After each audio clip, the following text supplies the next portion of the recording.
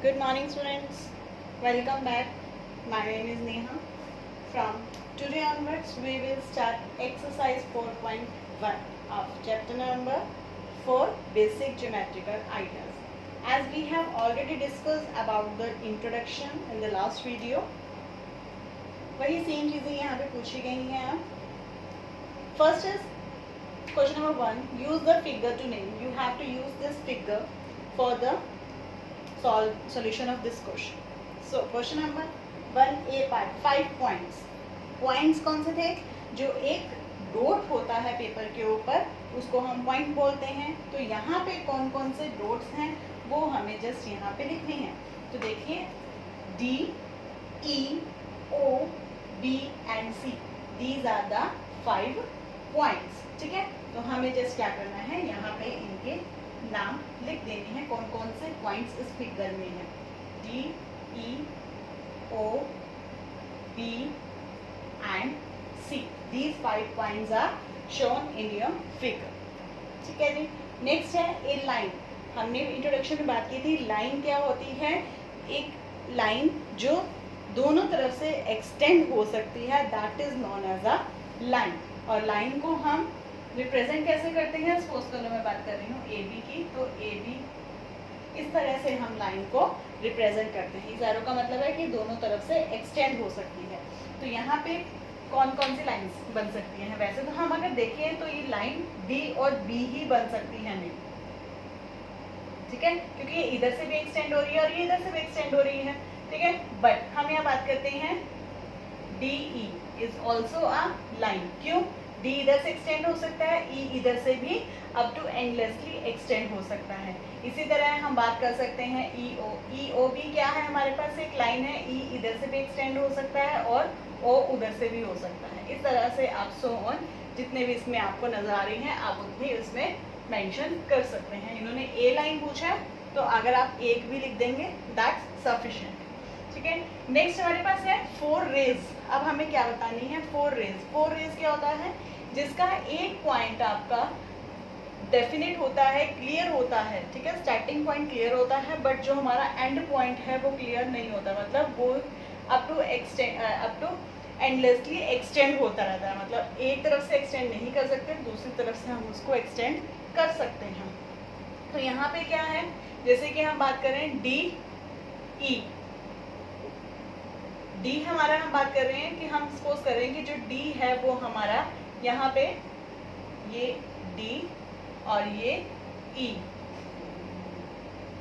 हम बात कर रहे हैं कि जो डी है हम सपोज कर रहे हैं कि ये हमारा स्टार्टिंग पॉइंट हमें क्लियर है और ये ई हमारा अब एंडलेसली इसको हम लोग एक्सटेंड कर सकते हैं. तो डी ई को हम किस तरह से शो करते हैं, डी ई लाइक दिस. ठीक है. और क्या है, जैसे हम ओ की बात कर रहे हैं, ओ हमारे पास क्या है, बिल्कुल हमें दिख रहा है कि हमारे पास स्टार्टिंग पॉइंट हमारे पास क्लियरली नजर आ रहा है. ये this is a starting point. और ये हम बात कर लेते हैं सी. ओ सी इज अ रे, ओ बी इज अ रे. ये सब चीजें मैंने आपको बहुत अच्छे से इंट्रोडक्शन में क्लियर की थी. अगर आपको ना समझ में तो एक बार इंट्रोडक्शन को दोबारा से थोड़ा रीड कर देना. ठीक है. उसके बाद हम एक की ले सकते हैं ओ डी. ओ डी भी हमारी एक रे है कि हमारे पास ओ हमारे पास स्पेसिफिक पॉइंट है और डी जो है हमारा हम लोग आगे एक्सटेंड कर सकते हैं. तो ये सिर्फ हमें यहाँ पे जो ऊपर हमारे साइंस हैं ये वहीं से ही क्लियर हो जाएंगे कि हम क्या कहना चाह रहे हैं. उसके बाद उन्होंने पूछा 5 लाइन सेगमेंट्स. लाइन सेगमेंट्स कौन सी होती हैं, लाइन सेगमेंट्स होती हैं जिसमें हम बात करते हैं कि दोनों ही पॉइंट्स हमारे आगे हम एक्सटेंड नहीं कर सकते, एक लिमिटेड डिस्टेंस वो लेते हैं. तो जैसे कि हम बात कर लेते हैं, इन्होंने 5 लाइन सेगमेंट्स की बात की है तो हम 5 ले लेते हैं. डी और ई हम यहाँ पे ये सपोज कर रहे हैं कि ये जो है ये एक्सटेंड नहीं हो सकते. तो डी और ई इसको हम किस तरह से लिखते हैं, राइट लाइक दिस. ई ओ. और कौन सी लाइन हो सकती है हमारे पास, लाइन सेगमेंट ओ बी. और कौन सी हो सकती है, ओ सी. उन्होंने हमसे कितनी पूछी है, 5 लाइन सेगमेंट्स पूछे हैं. 1 2 3 4. एक और हमें लिखनी है, हम लिख सकते हैं डी ओ. डी ओ और O D are the same thing. ठीक है. तो this is the question number 1. Question number 2. Name the line given in all possible 12 ways. choosing only 2 letters at a time from the 4 given. आपके पास 4 points given है, उसमें से आपको एक time पे सिर्फ 2 ही पॉइंट्स को, 2 ही लेटर्स को यूज करना है और लाइंस लिखनी है 12 वेज में। कैसे लिखनी है देखिए, जैसे कि हम देख सकते हैं कि AD is a line, AB is a line, AC is a line, BC is a line, CD is a line. ठीक है, इस तरह से हमें सिर्फ 2 लेटर्स को यूज करके just we have to write the name of the lines. तो हम क्या करेंगे, A से स्टार्ट करते हैं। A से क्या बन सकती है, AB।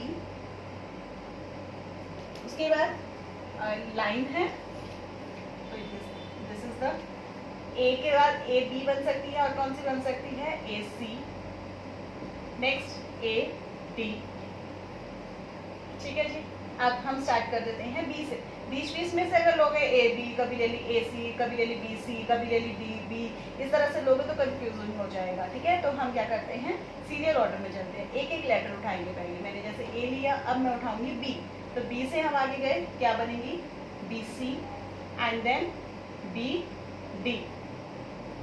करेक्ट। नाउ अब इसको हम बैक भी ले लेते हैं, BA।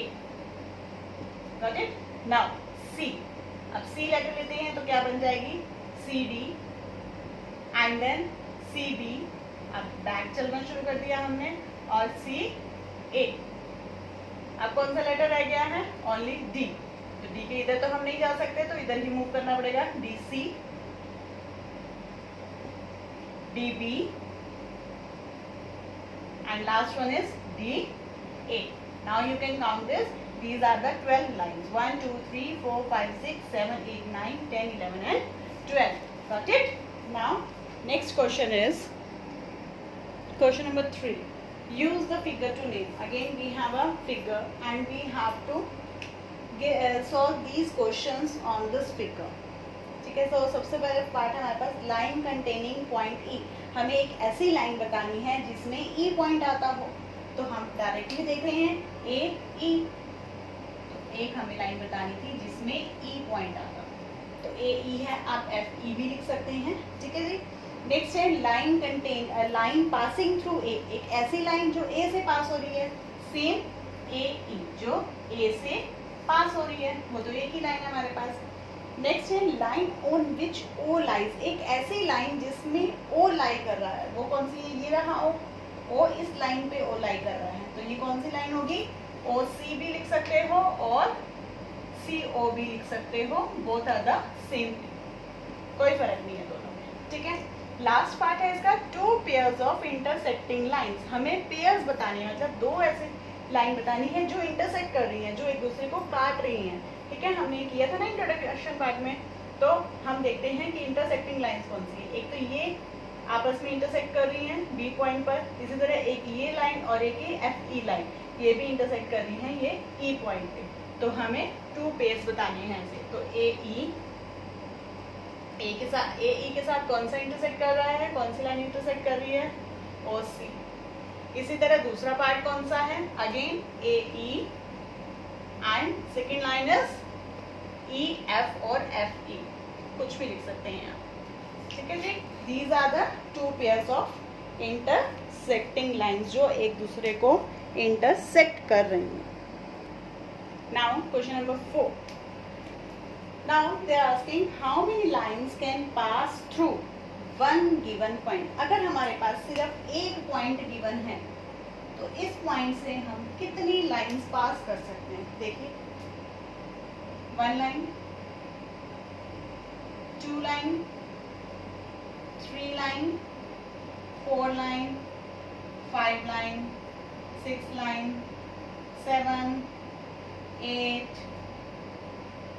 इसका कहने का मतलब है हम एक पॉइंट से बहुत सारी लाइंस पास कर सकते हैं अगर हमारे पास एक गिवन पॉइंट है। इट मीन्स इसका आंसर क्या आएगा, infinite. Infinite number of lines we can draw with a given one point only. Okay. Next is how many lines can pass through 2 given points. अगर हमारे पास 2 points given है, suppose करो एक ये और एक ये, तो यहाँ से हम कितनी लाइंस पास कर सकते हैं, ओनली वन। आप पॉइंट ऐसे भी हो सकता है, पॉइंट ऐसे भी हो सकता है, पॉइंट जैसे मर्जी हो, बट यहाँ से जो लाइन है वो एक ही पास होगी। एक पॉइंट होगा तो बहुत सारी लाइंस आप पास कर सकते हैं, और अगर 2 पॉइंट्स गिवन है तो only 1 line you can pass it. Okay students, hope so you understand these questions, practise these. Bye, take care.